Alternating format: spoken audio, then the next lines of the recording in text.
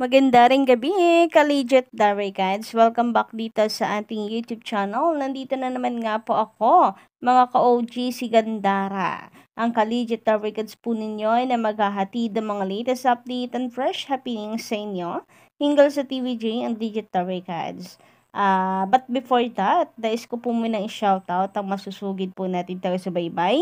Bilang pasasalamat sa walang sawa po ninyong pagsuporta at pakikinig parate sa atin pong mga daily updates. Kaya eto, wag na po nating patagalin pa mga ka-OG. Simulan po natin ang atin pong shoutout dito kay Sir Bernie Ben. Ayan, maganda rin gabi sa iyo. Sabi niya dito pa shoutout po, Bernie Del Rosario and family sa May Kawayan City, Bulacan. Legit the records po kami. So, ayan, sa buong Del Rosario family sa May Kawayan City, Bulacan. Shoutout po sa inyo, sabi ni Sir Bernie.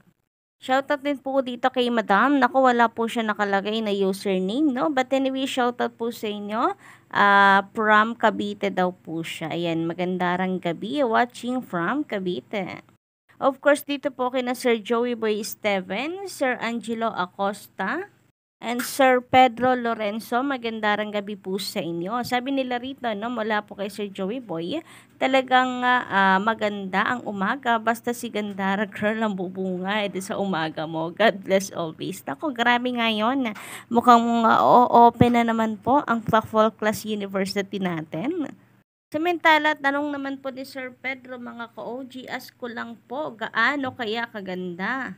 Si Idol Gandara, boses pa lamang po ay ulam na. Ay, grabe nga naman po yun. Huwag niyo sabihin nga mukhang sardinas o amoy sardinas kasi ulam na agad-agad.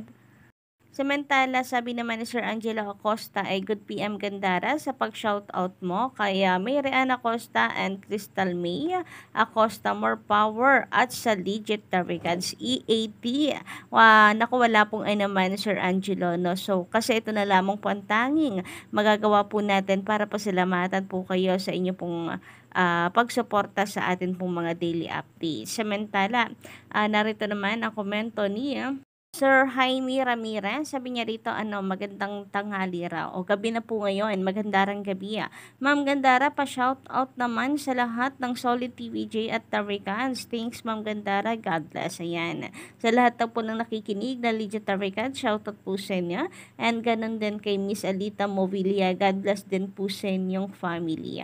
Magandang gabi. And kay Miss Mendoza Joby na matagal na po nating subscriber. Ayan. Sabi niya rito, wala akong actual data ng live views. Pero parang mas dumarami ang live views ng Gimme 5 nang dumating si Atasha. So, napansin nga rin po yan ng ilan pong legit na records, no? Kayo po ba? Malaki rin po kasi talaga ang impact ni Atasha at marami pong giliw na giliw sa personality ni Atasha. Nalala ko na naman po tuloy yung isang episode po sa therapy na kung saan ay pinapabulong, ay hindi, pinapasigaw po ng pabulong ni bossing itong si Atasha. Pero ang lap trip doon, hindi pala naintindihan itong si Atasha yung sinasabi ni bossing. Grabe nga yun. Talagang magaling din, komedyante rin talagang tunay itong si Atasha Mulak, guys. And gustong gusto po siya, no, ng mga legit Darikals. Pati po yung mga nasa studio or yung mga live audience, hindi po talaga maiwasan po ang matawa. O minsan kapag na may mental block po ang ilang players po ng Gimme 5 ay na-MBR na ang ilang manonood. Ako, hayaan na po natin ganun siguro talaga kapag nauna po yung kaba na may mental block. But anyway, congratulations sa TVJ dahil malaki rin po ang naging papel ni Atasha, no? So, nagiging attraction din po kasi talaga ng viewers itong si Atasha. Kaya ganun po, no, na talagang tumataas din ang live viewers po ng Gimme 5. Samantala, pag-usapan naman nga po natin ang ilan po sa mga maiinit na chika po na nasagap natin sa social media at unahin na nga po natin pag-usapan itong post po ni Best Pills na kung saan ako ay mukhang tuloy-tuloy na ang pagbabagong buhay nito, no? Dahil pinopromote na talaga niya ang TVJ, kino-congratulate pa. Grabe nga yun. Sana nga po ay totoo na ito. Pero Grabe yung binasa natin nung kanina sa nakaraan po nating vlog. Nilagyan baga naman dito daw muna siya sa TV5. Ano ibig sabihin niya doon? Hindi talaga mawala sa isip ko yun. Doon, dito muna siya sa TV5. Ano? Hanggat hindi siya sinusuyo ng tape ink, walang hindi lumalapit sa kanya. Dito muna siya sa TV5. Paano? Kung sakaling ligawan ulit siya ng tape ink para maging supporter nila, babaliktad na naman siya. And speaking of Tape Inc. mga ka-OG, so eto nga kanina, no?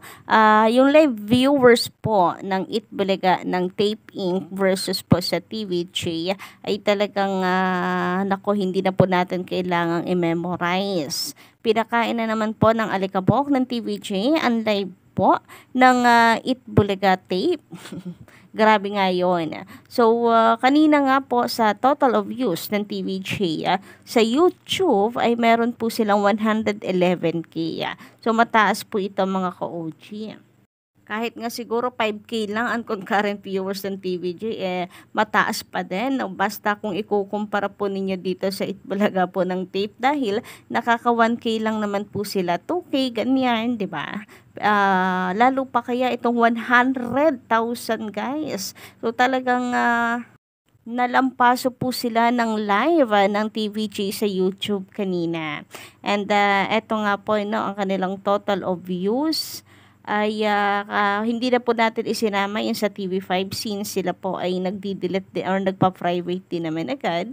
Pero ganun pa man ay wala pa rin po silang sinabi kahit 1v1 na po ito. So, ngayong gabi ko lamang po ito screenshot guys ha. Kung makikita nyo naman po dito ay 9:53 na po yung oras dyan. So, malinaw na malinaw po na latest to. And dito nga sa total views po ng TVJ as of 9:53 PM ngayong gabi ay nakaano po sila 246,000 na views. Samantalang ang Itbulaga naman po ng Tape Inc. ay meron lamang pong 18K. Napakalayo po ng agwat ka-OG. 100,000 po ang lamang ng TVJ. Grabe nga yun. 18K lang po lahat-lahat ng nakapanood dito sa Tape Inc. So, kulelat na naman po sila ka-OG. And kahit siguro maging 2 days ago, 3 days ago po yan, ay hindi po yan tataas pa ng 20K. Kagaya ng mga nakaraan po nilang vlog. No? Kaya 1 week na pong nakalipas, pero minsan hindi pa umaabot ng 20K po ang kanilang live viewers. Samantalang sa TVJ, halimbawa 89K ngayon, nako, pagkadating po ng mga may trabahong legit na records po natin, mga team abroad, naku, umaabot po yan ng 200,000, 300,000 po, oras lamang ang bibilangin. Samantala sa latest update naman na atin pong nasagap ka-OG, nako, November 4 daw po pala ang birthday ng kambal na si Atasha at saka si Andres Mulak. And mukhang papatak po ito ng Sabado. Ano pong tingin nyo guys? Bibisita po kaya ng EAT itong si Andres? At may partisipasyon din po kaya siya dito sa Gimme serye? Naku, yan po ang dapat po nating abangan. At dahil usap-usapan nga po na baka lang naman ay bumisita si Andres sa EAT para suportahan ang kanyang kakambal na si Atasha Mulak, mukhang mangangamote nga raw po ang Itbulaga po ng Tape Inc. Lalo na ang kambala dito na si Cassie at saka si Mavi.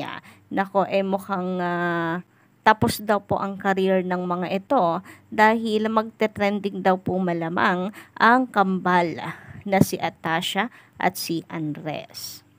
And speaking of Gimme serye mga ka-OG, eto na nga at magpapakita raw po itong si Mami Josie. So, tanong po ngayon ng marami kasi alam naman po natin itsura pa lang, itsura pa lamang ni Mami Josie, mga ka-OG ay Jose Manalo po ito. So, paano daw po kaya yon?